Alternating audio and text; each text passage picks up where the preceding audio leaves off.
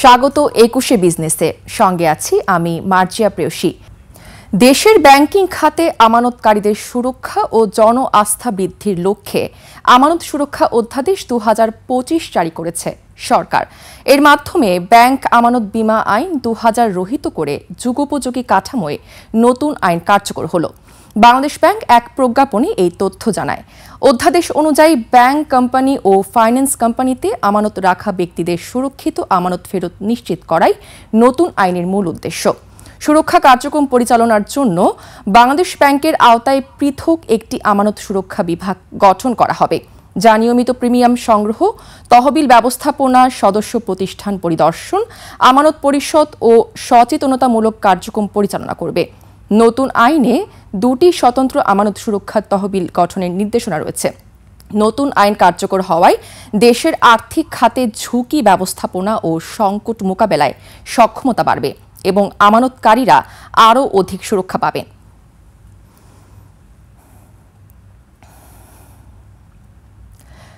বাংলাদেশের তৈরি পোশাক পশ্চিমা দেশগুলোর কৌশলগত অস্ত্রে পরিণত হচ্ছে। বাজার নিয়ন্ত্রণকারী দেশগুলো কূটনৈতিক বার্তা দেওয়ার কৌশল হিসেবে পোশাক শিল্পকে বেছে নেওয়ার ঝুঁকি তৈরি হয়েছে। ব্যবসায়ীরা বলছেন, শ্রম অধিকার সহ নানা ইস্যুতে চাপে রাখা হচ্ছে তাদের।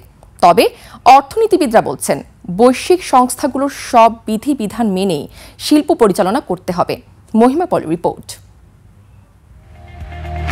রপ্তানি আয়ের ৮২% আসে তৈরি পোশাক থেকে, আর বাংলাদেশি পোশাকের ৯০% ক্রেতা ইউরোপীয় ইউনিয়ন, যুক্তরাষ্ট্র, যুক্তরাজ্য, কানাডা এবং তাদের মিত্র দেশগুলো। রপ্তানিতে একক পণ্যের ওপর নির্ভরতার কারণে বাংলাদেশের পোশাক শিল্প ভূ অর্থনৈতিক পণ্যে পরিণত হওয়ার শঙ্কা তৈরি হচ্ছে। বাংলাদেশের সাথে দর কষাকষিতে গার্মেন্টস খাতকে বেছে নিতে পারে ক্রেতা দেশ ও আন্তর্জাতিক সংস্থাগুলো। এছাড়া এক পণ্যে রপ্তানি কেন্দ্রীভূত হওয়ায় অর্থনৈতিক ঝুঁকিও রয়েছে। আইএলও বাংলাদেশের উপর নানাভাবে প্রেসার ক্রিয়েট করতেছে, ইউরোপিয়ান ইউনিয়নও মাঝামাঝি করে। আইএলও কি কখনো চায়না, ভিয়েতনাম, ইন্ডিয়া এদের উপর কি কোনো প্রেসার ক্রিয়েট করতে পারছে? উদ্দেশ্যটা এখন এটা প্রথমত হলো আমাদের পোশাক শিল্প এগিয়ে যাচ্ছে, এইটাকে থামাইতে হবে। এছাড়া আর কি হবে? আন্তর্জাতিক যে ষড়যন্ত্র, সেই ষড়যন্ত্রের অংশই হবে।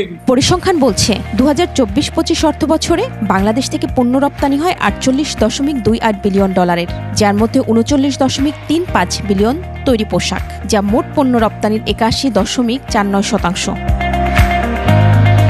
একক পণ্যের ওপর নির্ভরতা কমিয়ে রপ্তানির ঝুড়িতে বৈচিত্র্য আনার কথা বলছেন ব্যবসায়ী নেতা ও অর্থনীতিবিদরা। একটা সেক্টরের উপর নির্ভরশীল থাকাটা এটা কিন্তু দেশের অর্থনীতির জন্য, রপ্তানি খাতের জন্য এটা বিপজ্জনক, একটু রিস্ক। কিন্তু এই জন্য অন্যান্য সেক্টরগুলো এগিয়ে আসা দরকার। গার্মেন্টের বাইরে থেকে আমরা কিছুতেই বেরিয়ে আসতে পারছি না। ওখানে মনে হয় আমরা এক্সপোর্টে একটা ট্র্যাপে পড়ে গেছি যে এই গার্মেন্ট ভিত্তিকই চলতে থাকবে। কৃষি পণ্য, চামড়া ও চামড়াজাত পণ্য, হিমায়িত মাছ, পাট ও পাটজাত পণ্য, হোম টেক্সটাইল, প্লাস্টিক পণ্য, ওষুধ এবং হালকা প্রকৌশল পণ্য রপ্তানিতে বড় সম্ভাবনার কথা বলছেন অর্থনীতিবিদরা। তৈরি পোশাকের বাইরে আরো অন্যান্য যেসব পণ্য আছে সেখানে যদি আমরা রপ্তানি আরো বাড়াতে পারি তাহলে ঝুঁকিটা আমাদের কমে, এটা ঠিক।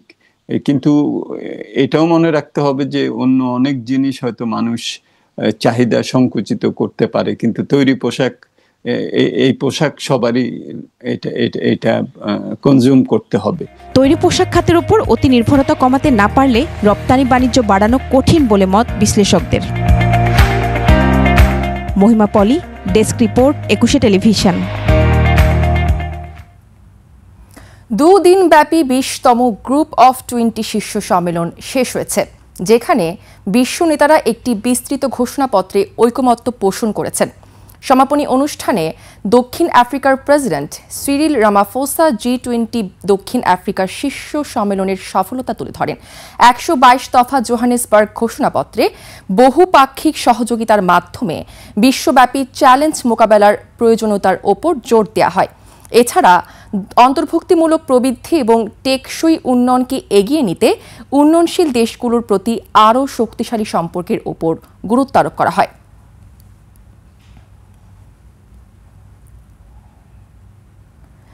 এবার এশিয়ার প্রধান শেয়ার বাজারের খবর।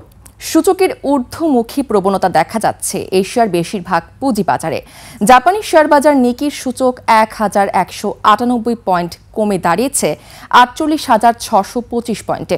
বেড়েছে হংকংয়ের শেয়ার বাজার হ্যাংসেং এর সূচক 462 পয়েন্ট বেড়ে অবস্থান করছে 25,682 পয়েন্টে। বেড়েছে সিঙ্গাপুরের এসটিআর সূচক, এটি 27 পয়েন্ট বেড়ে অবস্থান করছে 4,496 পয়েন্টে।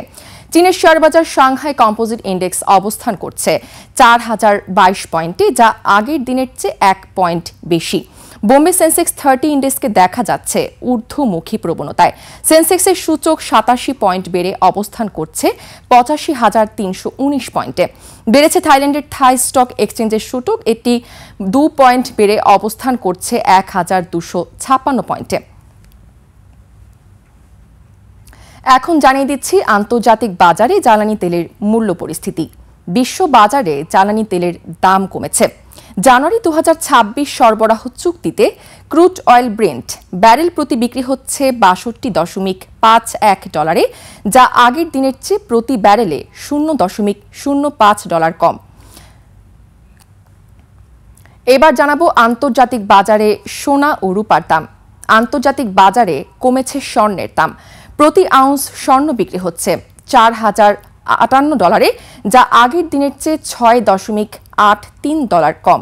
কমেছে রূপার দামও। প্রতি আউন্স রূপা বিক্রি হচ্ছে 49.99 ডলারে, যা আগের কার্যদিবসের তুলনায় 0.03 ডলার কম।